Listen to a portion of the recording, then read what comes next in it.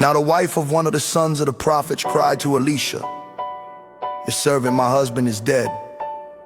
You know that your servant feared Yahweh. The creditor has come to take my 2 children to be slaves."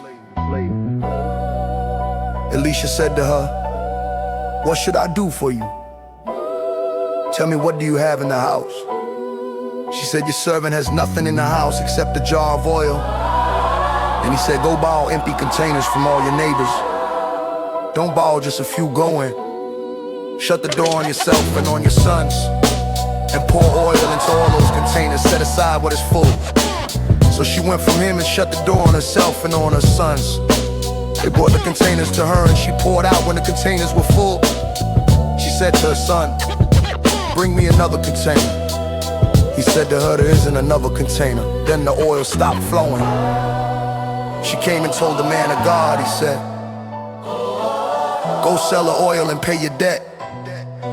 You and your sons live on the rest." One day Elisha went to Shunem, where there was a prominent woman, and she persuaded him to eat food. So whenever he passed by, he stopped there to eat. She said to her husband, "See, now I perceive that this is a holy man of God who passes by us continually. Let's make a little room on the roof and put a bed, a table, a chair, and a lamp for him. When he comes to us, he can stay there." One day he came there and went into the room and lay there. He said to Gehazi, his servant, "Call a Shunammite." When he had called her, she stood before him. He said to him, "Say now to her, behold, you have cared for us with all this care. What can be done for you?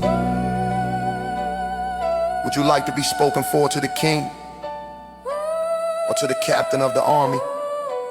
She answered, "I dwell among my own people." He said, "What then is to be done for her?"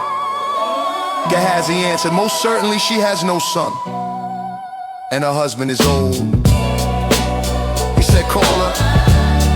When he had called her, she stood in the door. He said, "At this season, when the time comes around, you will embrace a son." She said, "No, my lord, you man of God, do not lie to your servant."